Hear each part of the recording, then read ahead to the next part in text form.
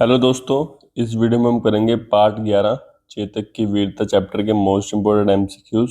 Video start करने से पहले बता दूं कि इस चैनल में आपको मिलने वाले हैं एनसीईआरटी चैप्टर के सारे एमसीक्यूज। तो अगर आपने चैनल को सब्सक्राइब नहीं किया तो चैनल को सब्सक्राइब करें और बेल आइकन को प्रेस करें। तो चलिए स्टार्ट करते हैं। फर्स्ट क्वेश्चन आपका, चेतक की वीरता कविता के कवि कौन है? तो उसके कविता के कवि कौन है? चेतक की वीरता कविता के रचयिता श्याम नारायण पांड्य हैं। वे हिंदी साहित्य में वीर रस की कविताओं के लिए प्रसिद्ध हैं। उन्हें वीर रस का कवि भी कहा जाता है। तो कविता के कवि कौन है? श्याम नारायण पांडे जी। यह कविता किस काव्य कृति का अंश है? चेतक की वीरता कविता हल्दी घाटी शीर्षक महाकाव्य का एक अंश है। इस महाकाव्य का प्रकाशन सन 1939 में हुआ था। यह महाकाव्य महाराणा प्रताप और मुगलों के बीच हुई ऐतिहासिक युद्ध पर आधारित है। तो ये कविता किस कवि क्रांति कृति का अंश है? हल्दी घाटी। इस कविता की विद्या क्या है? चेतक की वीरता वीर रस की कविता है जिसमें हल्दी घाटी में युद्ध में महाराणा प्रताप के घोड़े चेतक को अद्वितीय वीरता, तीव्र गति और स्वामी भक्ति का ओजपूर्ण वर्णन है। तो ये किस विद्या से है? वीर रस की कविता है। हल्दी घाटी का ऐतिहासिक युद्ध किस वर्ष में हुआ? हल्दी घाटी का प्रसिद्ध युद्ध 18 जून 1576 को हुआ। यह युद्ध मेवाड़ के महाराणा प्रताप और मुगल सम्राट अकबर की सेना के बीच हुआ था। मुगल सेना का नेतृत्व आमेर के राजा मानसिंह प्रथम ने किया था। तो कब हुई थी ये लड़ाई? 1576 में। चेतक किसका घोड़ा था? चेतक मेवाड़ के महाराणा प्रताप का सबसे प्रिय और प्रसिद्ध घोड़ा था। वह कठियावाड़ी नस्ल का था। अपनी अद्वितीय गति, वफादारी और साहस के लिए इतिहास में अमर हो गया। तो किसका घोड़ा था? वो महाराणा प्रताप जी का घोड़ा था। रण बीच चौकड़ी भर भर कर, यहाँ चौकड़ी का क्या अर्थ है? चौकड़ी भरने का अर्थ है उछल उछल कर छलांग लगाना, जैसे कोई जानवर पूरी शक्ति से दौड़ता है। कविता में बताया गया है कि चेतक युद्ध के मैदान में इसी प्रकार छलांगे मारता हुआ शत्रुओं पर टूट पड़ता था। तो चौकड़ी का क्या अर्थ है? छलांग लगाना या चौकड़ी भरना। राणा प्रताप के घोड़े से पड़ गया हवा को पाला था। इसका क्या आशय है? इस पंक्ति का अर्थ है चेतक की रफ्तार इतनी तेज थी कि हवा को भी उससे पाला पड़ गया, अर्थात हवा भी उसके सामने पड़ गई, मतलब मुकाबला करना पड़ा। यह चेतक की अद्भुत गति का काव्यात्मक चित्रण है।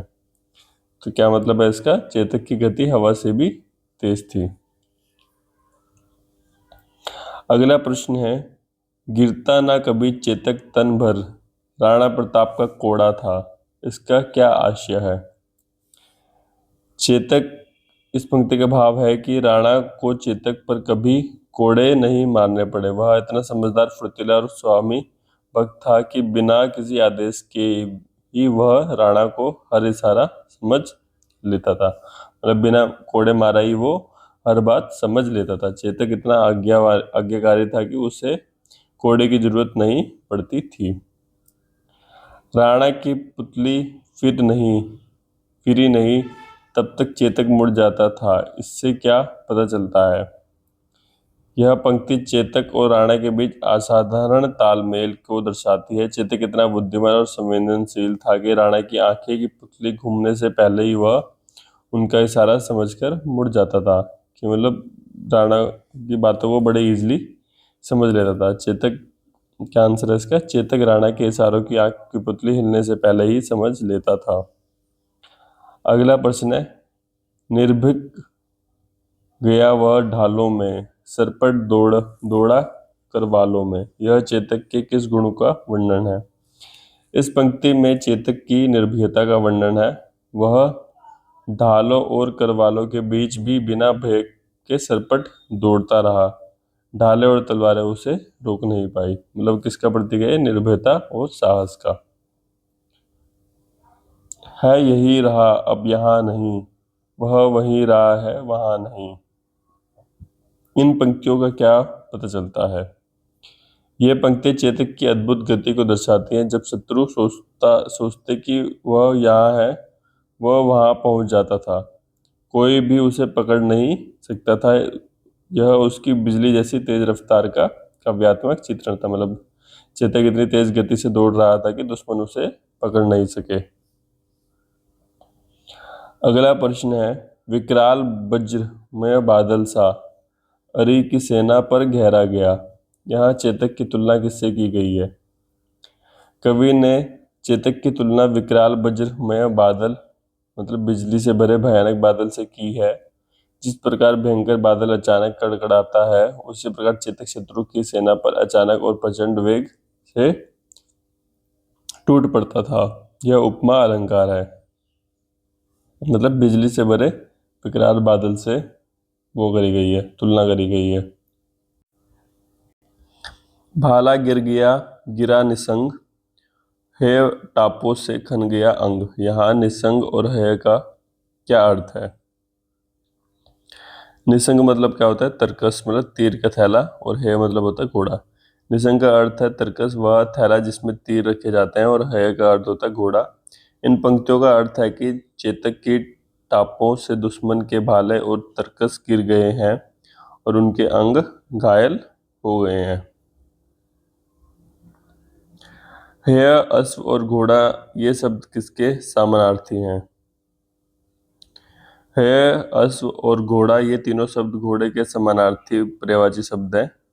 कविता में इन तीनों शब्दों का प्रयोग हुआ है। इन्हें समानार्थी शब्द कहते हैं। मतलब ये पर्यायवाची शब्द है। हेय, अश्व और घोड़ा, तीनों का मतलब क्या था? घोड़ा। हल्दी घाटी युद्ध में चेतक ने अंत में क्या किया? हल्दी घाटी युद्ध में बुरी तरह घायल होने के बावजूद चेतक ने महाराणा प्रताप को सुरक्षित रणभूमि से बाहर निकाला। उसने 25 फुट चौड़ा नाला एक छलांग में पार किया और फिर वीर गति को प्राप्त हुआ। यही उसकी स्वच्छ स्वामी भक्ति का प्रमाण है। तो मतलब उसने क्या किया? घायल होने के बावजूद महाराणा प्रताप को सुरक्षित निकालकर नाला पार किया और वीर गति को प्राप्त हुआ। चेतक की समाधि कहाँ बनी हुई है? राजसमंद के हल्दी घाटी गांव में। राजसमंद जिले के हल्दी घाटी गांव में आज भी चेतक की समाधि बनी हुई है। स्वयं महाराणा प्रताप और उनके भाई शक्ति सिंह ने अपने हाथों से इस अश्व का अंतिम संस्कार किया था। यह उनके प्रेम का प्रमाण है। हल्दी घाटी महाकाव्य का भारत के स्वतंत्रता संग्राम से क्या संबंध है? स्वतंत्रता संग्राम के अंतिम वर्ष में हल्दी घाटी ने भारतीय स्वतंत्रता सेनानियों में सांस्कृतिक एकता और देशभक्ति का जोश भर दिया था। महाराणा प्रताप के संघर्ष की कहानी ने उन्हें अंग्रेजों के विरुद्ध लड़ने की प्रेरणा दी। तो क्या किया? स्वतंत्रता सेनानियों में सांस्कृतिक एकता और उत्साह का संचार किया। अगला प्रश्न है, इस कविता में कौन सा मुख्य अलंकार प्रयुक्त हुआ है? कविता में उपमा। उपमा क्या होता है? बादल सा चेतक, मतलब जब हम क्या करते हैं? तुलना करते हैं। उपमा मतलब बादल सा चेतक। अनुप्रास क्या होता है? चौकड़ी चेतक, जब सेम सेम लेटर आते हैं, जैसे च हो गया, भ हो गया, भर भर कर। और अतिशयोक्ति। अतिशयोक्ति क्या होता है? एकदम अलग से, मतलब हवा से तेज दौड़ना। राणा की पुतली फिरने से पहले मुड़ना। ये अलंकार प्रयुक्त हुए हैं जो कविता को ओजपूर्ण और प्रभावशाली बनाते हैं। इस कविता का मुख्य संदेश क्या है? इस कविता का मुख्य संदेश है साहस, स्वाभिभक्ति और निडरता अजय हथियार हैं। चेतक ने अपनी वफादारी और वीरता से इतिहास में अमर स्थान पाया है। यह कविता हमें देश प्रेम, बलिदान और निष्ठा का पाठ पढ़ाती है। वैरी समाज रह गया दंग, घोड़े का ऐसा देख रंग। इसका क्या आशय है? इस पंक्ति में रंग का अर्थ है कार्य, कमाल और कर्तव्य। चेतक का युद्ध कौशल इतना अद्भुत था कि शत्रु समाज भी दंग रह गया। यह चेतक की अपरिजय वीरता का सर्वोत्तम प्रमाण था। क्या मतलब? वो चेतक की वीरता देखकर शत्रु दल भौचक्के के रह गए। क्विक रिवीजन कर लेते हैं। कवि का नाम क्या था? श्याम नारायण पांडे जी। काव्य कृति का नाम क्या था? हल्दी घाटी 1939। विद्या कैसी? वीर रस की कविता। वीर रस क्या होता है? जब भी कोई स्वतंत्रता या लड़ाई से रिलेटेड बात होती है, वॉर वगैरह से रिलेटेड, तो वीर रस में आ जाता है। हल्दी घाटी युद्ध का वर्ष कब हुआ था? 18 जून 1576। चेतक के स्वामी का क्या नाम था? महाराणा प्रताप। चौकड़ी भरने का अर्थ क्या होता है? छलांग लगाना। है का अर्थ होता है घोड़ा। निशंक का अर्थ होता है तरकश। तरकश मतलब जिसमें तीर रखे होते हैं, तीर का थैला। नाले की चौड़ाई कितनी थी? 25 फुट थी। चेतक की समाधि कहाँ बनी है? राजसमंद हल्दीघाटी गाँव में। मुख्य अलंकार कौन सा है? उपमा, अनुप्रास और अतिशयोक्ति। मुख्य रस कौन सा है? वीर रस। तो इस वीडियो में इतना ही। अगर आपको किसी भी क्वेश्चन में डाउट हो तो आप कमेंट सेक्शन में जाके पूछ सकते हैं। वीडियो अच्छा लगा तो वीडियो को लाइक करें और चैनल को सब्सक्राइब करें।